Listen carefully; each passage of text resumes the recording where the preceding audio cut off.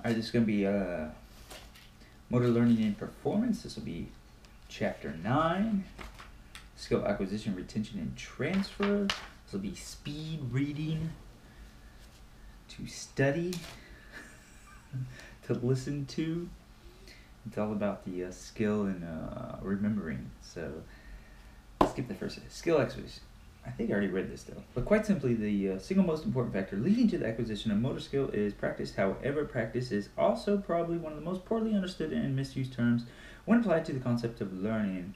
In this section, we describe some principles of practice, how they affect learning, and what occurs as a result of practice. Basic principles of practice. It almost goes without saying, the most important variable for learning is practice itself. There's no easy way around it, and as a general rule, the more practice produces more learning, but the amount of practice time is not only concerned here, and not all practice methods are equal in their impacts on learning. In this section, we describe the principles of effective practice and what might and might not lead to effective, efficient skill acquisition. Practice is more than just repetition. A frequently misused substitute for the term practice is repetition, and many well-intentioned instructors and coaches confuse the two concepts. To us, the term repetition invokes the idea of repeating a movement again and again and again and so on. The concept brings to mind the idea of repetition movement somehow groove or stamp in a memory, with more repetitions leading to deeper groove or more durable stamp in memory. The metaphor causes one to think incorrectly in our view of learning as a concept similar to muscle hypertrophy, which results from repetitious exercise. Consider the following quotes from two very influential theorists as counterpoints to the traditional view of practice as repetition. Bartlett says, "When I make the tennis stroke, I do not produce something absolutely new, and I never repeat something old." Bartlett, 1932, and that's on page 202. Bernstein. The process of practice towards the achievement of new motor habits essentially consists of the gradual success of a search for optimal motor solutions to the appropriate problem. Because of this, practice, when properly undertaken, does not consist in repeating the solution of a motor problem time after time, but rather in the process of solving the problem again and again by techniques which are changed and perfected from repetition to repetition. It is already apparent here that in many cases practice in a particular type of repetition without repetition, and that motor training, if the position is ignored, is merely mechanical repetition by rote, a method which has been discredited in pedagogy for some time. Bernstein, 1967.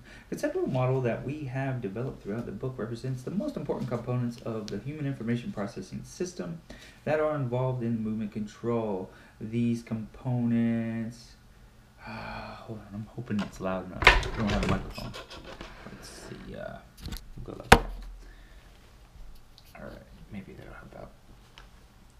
These components fluctuate due to temporary factors, improve with development, and regress with advancing age. Importantly, though, the components of the process system become more effective and efficient with learning. In our view, the most effective learning occurs when a repetition activates as many of the individual components of the system as possible. In this way, repetition is successful to the degree that it engages the entire conceptual model presented.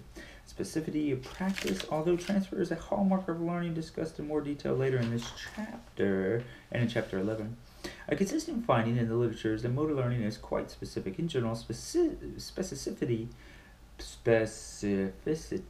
of learning suggests that you learn what you learn depends on what you practice. Specificity effects are wide-ranging. This example might make it idea more clear. If you want a soccer team to perform well in the dark, in the rain, and in front of many noisy fans, then you must practice in the dark, in the rain, and in front of many noisy fans. Practicing in a particular environment or workspace often leads to better performance, mainly and sometimes only in that workplace, compared to different or altered workplace. This is perhaps one of the bases of the so-called home field advantage. Another important finding is that sensory feedback, visual, auditory, or tactile, resulting from performance during specific types of locations of practice becomes part of the learned representation for skill, such that later performance is more skillful when that same sensory information is available, compared to situations in which one or more of these feedback channels are altered. Thus, while an important goal of practice is to facilitate transfer, performance enhancement for unpracticed situation consists. It is important to recognize the specificity of learning is the dominant characteristic. learning versus performance during practice. Perhaps it is obvious that when learners acquire a new skill, they do not do so by doing something different that they had already done earlier. The process leading to learning requires that the learner change something in the movement pattern, hopefully so that the performance becomes more effective. Yet when assisting learners during the practice, many instructors encourage learners to do your best on each practice attempt. This generates two conflicting practice goals: performing as well as possible in practice versus learning as much as possible in practice by attempting to change movement patterning. Ugh, you can't say that. The learner who attempts to perform as well as possible in practice tends to be inhibited from modifying and experimenting with movements from attempt to attempt, which detracts from learning. The approach for maximizing performance, repeating the most effective pattern discovered so far, is not effective for learning in part because it discourages such experimentation. One way to separate these conflicting practice goals is to provide two fundamentally different activities during practice sessions and test sessions. First, provide practice sessions in which you instruct the learners simply to avoid repeating what they did earlier. Tell the learner to try different styles of movement control to discover some more effective pattern of action. You can guide the learning by suggesting specific ways to alter movement, helping the learner eliminate inappropriate patterns. The learner should know that performance quality is not critical during this practice period, and that the only goal is to discover some new way to execute this skill that will be more effective in long term. Of course, the measure of the effectiveness of this learning process is to test of some kind. After several minutes of the practice session, the instructor could announce a switch to the test session, in which the next 5 attempts are treated as a test. In the test session, the learner is to perform as well as possible, using the best estimate gain so far of the movement pattern for the most proficient performance. After the test session, the learner has some idea of the progress and can return to the practice mode to continue searching for a more effective movement pattern. Such tests should be formally evaluated and graded, but they can also be effective if given only for the student's own information. Evaluating progress by asking learners to compile their own test scores is an excellent method to help them assess their own progress. It is both motivating and educational. Benefits of practice. Obviously, a major goal of practice is effective performance, which can be thought of as developing the capability to perform some skill of future demand. However, there are several other benefits of practice that leave the learner with capabilities not so directly related to the actual task proficiency.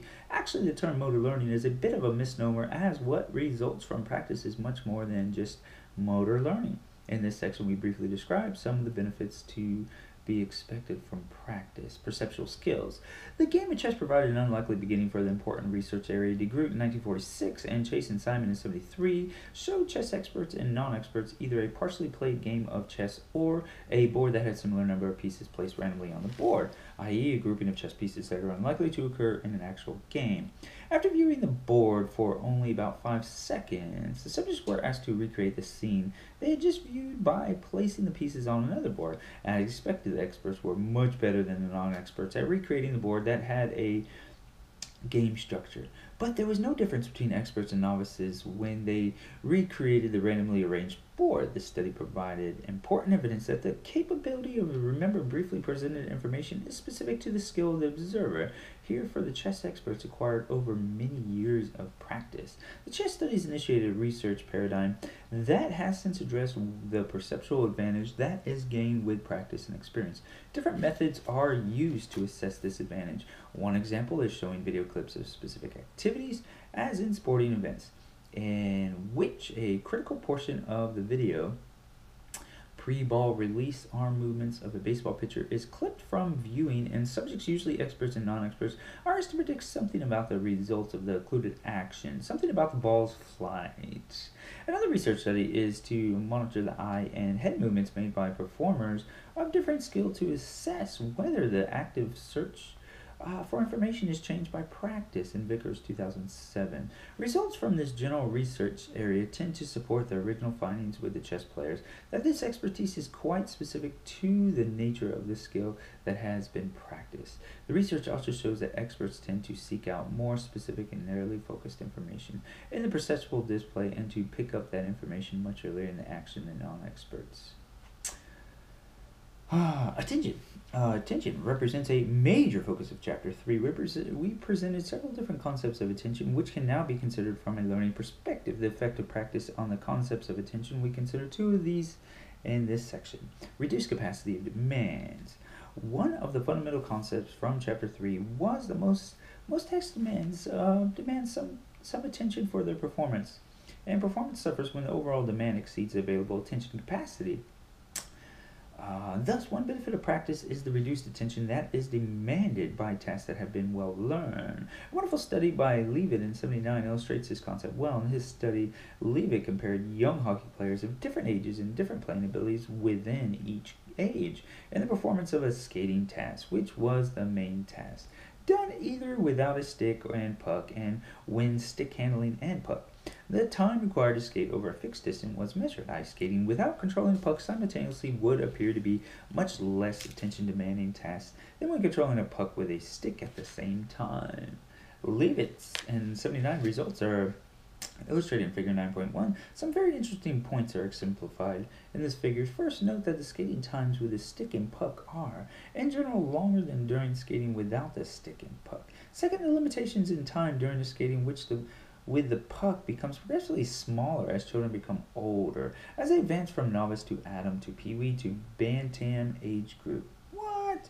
And lastly, even within each age group, more highly skilled players suffered less decrement in the time when skating with the puck than did the novice players. All this evidence suggests that the decrement to skating performance that occurs when players must stick handle a puck simultaneously with skating is reduced as skill improves. Reduce effector competition. Another important concept of attention is interference. Is the interference that can arise when a task requires us to do do two or more different things at the same time.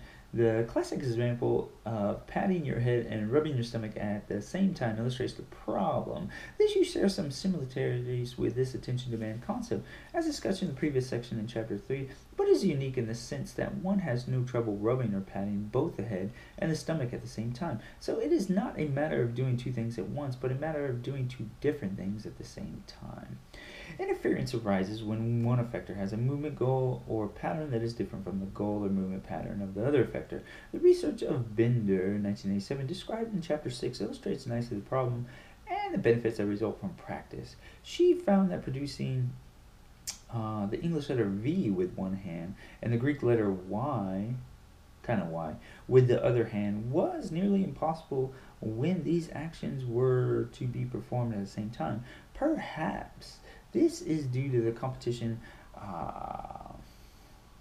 between underlying motor programs. However, effector or motor programs competition was reduced some with considerable practice, perhaps due to the development of a single motor program that was responsible for controlling the two limbs as if they were a single limb.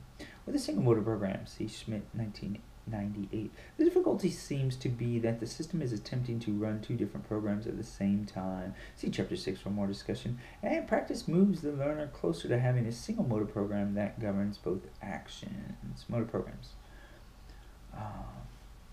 A prominent theme in the motor learning literature suggests that many motor skills are learned through developing motor programs, as discussed in details in Chapter 5. How are the motor programs learned? The gear shift analogy provides a useful way to answer this question. When first learning to shift the gears of a standard transmission car, the the driver goes through each of the 7 steps illustrated in Figure 9.3. The movement for each of these steps being controlled by separate motor programs. As some proficiency is gained, some of these steps are combined into larger motor programs that are capable of controlling the movements for 2 or more of the individual steps at the highest level of skill. Race car drivers. All 7 steps are controlled by a single motor program. Whether or out a sequence of action is controlled by one, two, or perhaps more motor programs. This sequence has been addressed by research designed to identify units of action. Imagine that a kinematic analysis of a movement allowed by measurement of time of certain kinematic features, time of peak acceleration, time of maximum velocity. Since these kinematic features of movements are highly correlated in time over many individual trial executions within subjects, then we assume that these actions were run off with a single motor program. A low correlation in time between any pair of such landmarks is evidence of separate programs. 1995, Schneider and Smith. This type of research can have many applications. For example, using this rationale, researchers analyzed child-proof butane lighters and provided evidence that more than one motor program was required to complete all the steps of igniting the lighter. Schmidt and others in 96, demonstrating that the safety feature was likely to be effective.